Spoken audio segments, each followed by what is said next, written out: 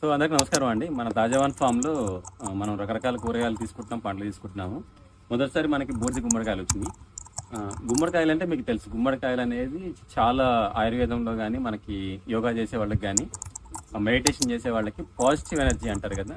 And ladies problems, menstrual problems ఉన్న వాళ్ళకి కూడా గుమ్మడికాయ అనేది చాలా అద్భుతంగా పనిచేస్తుంది.